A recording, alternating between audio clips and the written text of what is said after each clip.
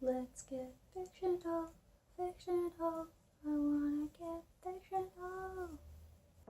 Hi everyone. It's almost the end of 2017 and I still haven't done my 2016 reading list, so I thought that I would do that today. So I got my Write Journal out to write down all the books that I've been reading. And here's the list of the books I read in 2016. And the thing that's different about this year is that it goes on to the next page. But you can also see the 2017 and I don't want any spoilers, so I gotta cover that up.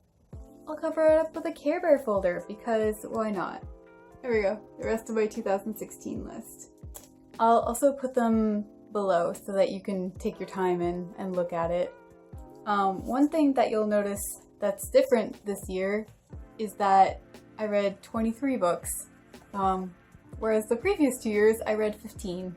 I don't know exactly how that happened. I don't think that I had more time to read. I think I just kind of like pushed myself, and when you've been reading for a while, I think that you get used to it and it becomes easier so you can read faster. I think the plan was that I wanted to read 20 books because I had done 15 the 2 previous years, and they ended up doing 23, so there you go. And I'm not trying to like brag or anything, like, you know, it's not about numbers for me really. I think I just wanted to push myself because I've never really read that much before, just to see if I could. You know, who knows, like maybe in a couple years I'll only be reading 8 books a year or something. It just depends on how much time I have and if I'm enjoying what I'm reading. So yeah. So normally what I do is I talk about each book I read and like whether or not I liked it. And this year there's so many books, I don't think I can do that because I think you'll all get really bored with it. So what I'm going to do is I'm going to list the books below, like I said. And then what I'm going to do is I'm going to talk about a few points that I want to talk about. And then I'm going to have some books that are my special mentions, which are ones that I really liked a lot. I'm going to talk about a few of the books that I didn't enjoy so much, and then I'm going to say what was my favorite book of the year. So at the end of 2015, I read the first Lord of the Rings book, which is The Fellowship of the Ring. So at the beginning of 2016, I read the next one, which is The Two Towers. And one thing I'm going to say is that if I don't say anything about a book, it probably means that I enjoyed it. So the books that I don't mention from my reading list, just assume that I enjoyed it, and it just wasn't one of the best books that I read of the year, so I didn't have time to mention it. So yeah, I read The Two Towers, and then I started reading Return of the King, and for some reason I just couldn't get through it. I'm not really sure why. I was enjoying it, but I don't know, something just happened and I felt like I didn't want to finish it, and it's really bothering me because this is a series that I really wanted to finish and I enjoyed the first 2 books so much, and I don't know what happened and why I didn't bother to finish the last one. So yeah, this is still on my list of books that I need to read, and I do intend on reading it eventually. I just don't know when that's gonna happen.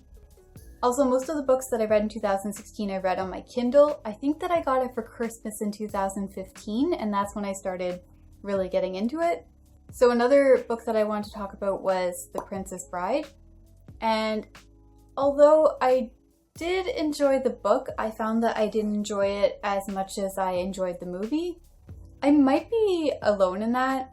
It seemed from the Amazon reviews that people enjoyed the book the same amount, if not more, than the movie.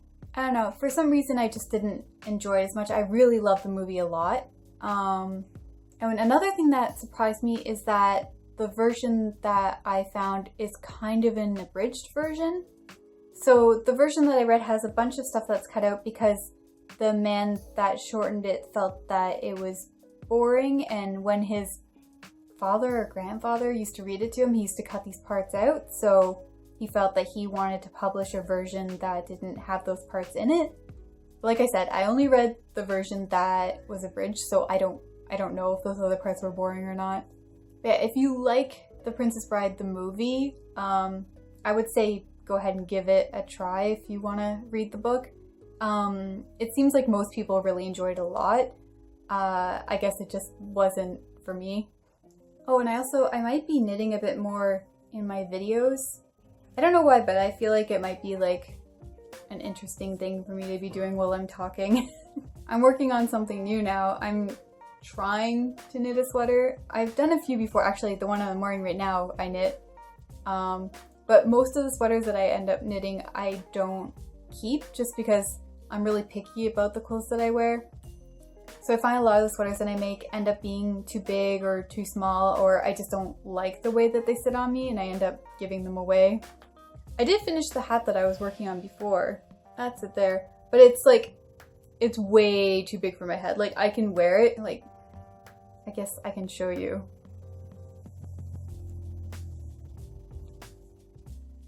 So like, it does fit my head okay, but it's just, it feels like a little bit too loose. Like I'm not really happy with it. So I did it again with less stitches. So this is it here. It's not done yet because I was getting to a point that I really needed to pay attention to it. So I kind of put that aside while I was watching some stuff on my computer, and I started the sweater because it has a lot of repetition in it. Another reason I started doing this sweater is that I found this yarn and I really like the color and I've been meaning to use it for a long time, so I figured it was time. Anyway, this video is not about knitting. Another book that I wanted to just kind of mention is The Highly Sensitive Person. I'm sorry if I keep looking over there. I have my laptop over there with all my notes. And I was talking to somebody and they had mentioned that being a highly sensitive person is a thing, and I had never heard of that before. And I started doing some research and I think that I might fit into that category. So I bought The Highly Sensitive Person, and that's by Elaine and Aron. I also didn't say who wrote the other books that I talked about. The Lord of the Rings is written by J.R.R. Tolkien, which I'm sure most of you already know. And The Princess Bride is written by William Goldman. So yeah, I started thinking that I might be a highly sensitive person, and I bought her book and I was reading it. And it talks about certain people who have sensitivities to a lot of different things. For me, a lot of my sensitivity seems to be with sound. I often will hear noises that nobody else seems to notice.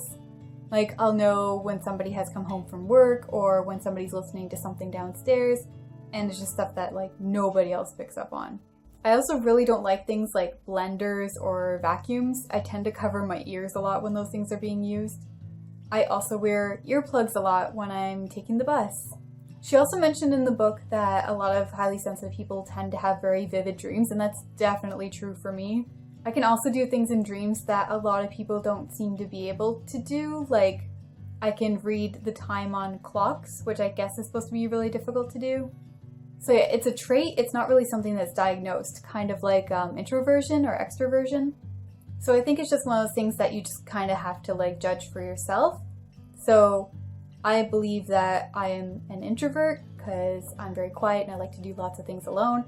But I feel like I also fit into the highly sensitive category because of some of the things that I had mentioned. Anyway, if you feel like you might be highly sensitive or if you're interested in it, it's a good book to read. Okay, so I want to talk about some of my special mentions, and these are books that I really enjoyed and I thought that I'd like to talk about a little bit. So the first book I wanted to talk about was We. Who's that by? So We is written by, okay, I'm hopefully not going to screw this up, Yevgeny Zanyatin. It's a Russian name, obviously. So We is a dystopian that was printed in Russia in 1921, and it was printed in Russian. And then in 1924, it was published in English. And I believe that this is one of the books that inspired the author who wrote 1984. I believe that was also on my list. Yeah, so 1984, written by George Orwell, of course, duh. So it seems that George Orwell might have been influenced by the book We. And I love this book. I really love dystopians, so I had already read 1984 and Brave New World in the past, and I loved them a lot, so I was looking to see if there was another book like them that I'd want to read.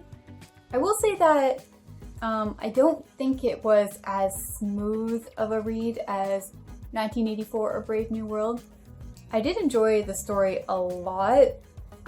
It's one of those books that I could definitely read again.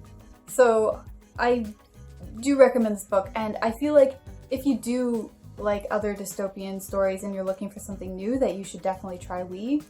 The next books I want to talk about are a part of the Silo series, which is written by Howey. And the 3 books in the series are Wool, Shift, and Dust. And I loved these books a lot. These are some great books. So Wool is the first book, and you can buy it as an omnibus. Basically, it was released as a bunch of short stories, and it's converted into a novel now. And then I believe the next 2 books were just published as novels on their own. And I could not recommend this series more. I loved this series. So basically it's a science fiction story about a bunch of people living in a bunker that's called a silo underground.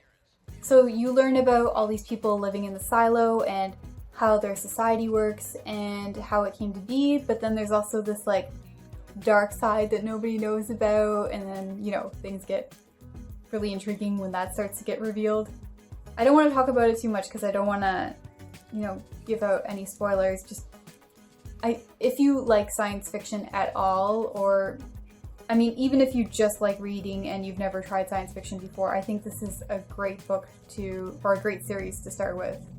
So the next book I want to talk about was And I Darken by Kiersten White. And this story is about a princess and a prince in the Ottoman Empire. The princess and the prince, I guess, are both kind of not what you would expect. The princess is very brutal and the prince is very soft, which I guess is like the opposite of what is expected of royalty, especially around the time that this book is supposed to take place. I really enjoyed watching the characters as they dealt with their struggles and how they learned to cope with their lives. You get to watch the characters grow and learn a lot about who they are and the society that they live in and what roles they want to play as adults.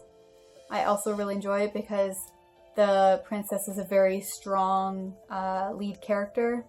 One thing that I didn't realize, and I'm just reading some information right now, is that it's a part of a trilogy, which I was not aware of.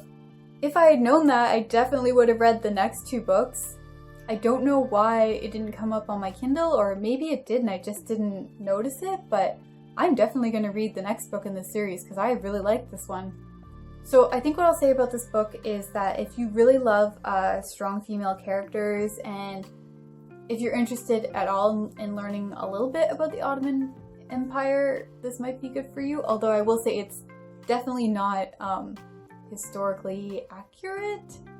I mean, I don't know, maybe it is, but I think it's more fiction than anything. So the next series that I want to mention is the Mage series, and this is written by Victor Gischler. So the 3 books in this series are Mage, no, that can't be right. Okay, so the 3 books in this series are A Fire Beneath the Skin, A Tattooed Duchess, and A Painted Goddess. And I will say that this is more of an easy read. It's definitely more entertainment than some of the other things that I read. Basically, there's a duchess, and I don't want to give too much away, but she ends up getting into trouble, and she seeks out this man or wizard or something. Oh my god, it's been too long since I read this story. Okay, I just read a little bit of the description on Amazon. She makes her way to an ancient sorcerer who is an ink mage. So basically she goes there and she gets this tattoo put on her back, and once you have this tattoo, it gives you magical powers, and then each additional tattoo that you get after that gives you a different power. There are many reasons why I like this series. I like the strong female character, and I love that there's tattooing involved because tattoos are awesome. It is a little bit cheesy that the tattoos give her these powers, but I don't know, I still really enjoyed it. And it's cool how like each tattoo looks different and is placed in a different spot. Some of the tattoos are a little bit creepy and they do kind of creepy things, but then there's others that are really awesome and that I want their powers. Another thing that's interesting is that she's not the only one who has these tattoos, and some people use the tattoos for evil. One thing I'll say is that there's a battle that happens at the end of the first book, I believe, and I felt like the whole scene was just written too short. It just went by a little bit too quickly for me. But other than that, I thought the whole series was really cool. Okay, so the last books I wanted to talk about in my special mention section were the first two books in the Mistborn series. This series is written by Brandon Sanderson, and the first book is The Final Empire, and then the second book is The Well of Ascension. And there's 6 books in total in this series, or at least 6 books that I have written down here. Spoilers for 2017. So the Mistborn books are part of a series full of really interesting characters and history and a really interesting world. Basically, this is another story where the characters get powers, only in this one, certain people get powers from different types of metals that they swallow.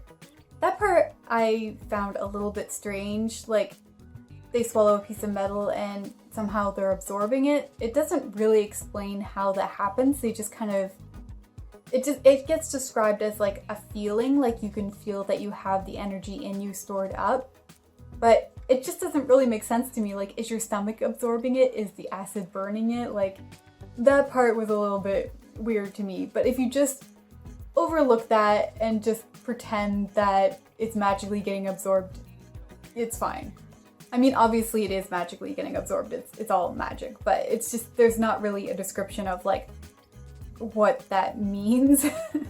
I don't want to talk too much about the rest of the books in the series because that's in 2017, but I do want to say that the first 3 books tend to follow a single arc, and then the next 3 books follow a separate arc, and then the whole thing has like an overlying story that they all follow.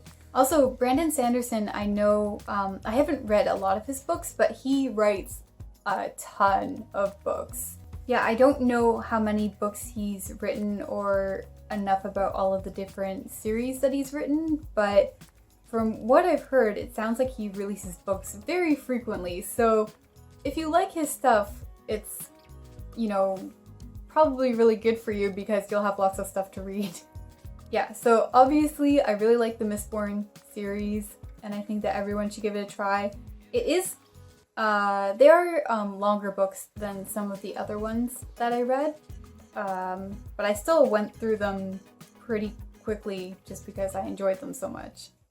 Okay, so now I want to talk about some of the books that I didn't enjoy so much in 2016. And when I say that I didn't enjoy these books, they weren't even like that bad. I still read them all the way through. It's just that they weren't my style, I guess you could say. So the first 2 books I want to talk about are the first 2 books in the Call the Midwife series. So I think the first one is just called Call the Midwife, and then the second one is Shadows of the Workhouse. These are both written by Jennifer Warth. These books were good. They were well written, but they were, I guess you could say, difficult for me to read. They're not exactly the happiest stories, especially the second book. These books were given to me to borrow as a recommendation, and I will say they're written well and the stories are good, but for me they're just like, they're so depressing. I didn't enjoy them at all. I don't think I should have finished the second book just because it was getting way too dark, but I don't know, I finished it anyway and I kind of wish that I didn't. Maybe a part of me was hoping that things would just get happier, but it seemed like they just kept getting worse and worse. But I mean, these books are very popular, you know, been made into a TV series. People really enjoy them. So like I said, they're not bad books. It's just I really don't think they were my style. Oh, and in case you didn't know from the title, so they take place in the 1950s, and it's basically about a bunch of midwives working, delivering babies. It seems like most of it seems to happen in poorer areas. Yeah, the first book wasn't too bad, but then the second book, it just had a lot of really sad stuff. I don't know, I don't want to like give away any spoilers, but it was just like, I will say there's one scene where a little girl gets beaten almost to death, and that really stuck with me, and I've just like, I haven't been very happy with the fact that I read that book and that I read that scene. It's just not a very happy story. Okay, and the other book that I want to talk about that I didn't really enjoy was In the Country of Last Things by Paul Auster?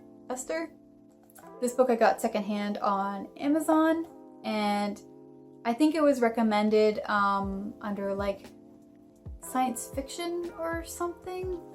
Okay, so I just looked it up and it says that this is a dystopian, which I guess it is, but I did not like this one. It's very short, it's a very quick read, but it's another one where it's just like everything goes wrong and there's just like, there's no hope, and like it just goes on and on with all this terrible, sad things that happen. People obviously do enjoy it, but for me it was just like, I had to trudge through that book. It was awful. And like, it's not written badly, it's just it's so depressing.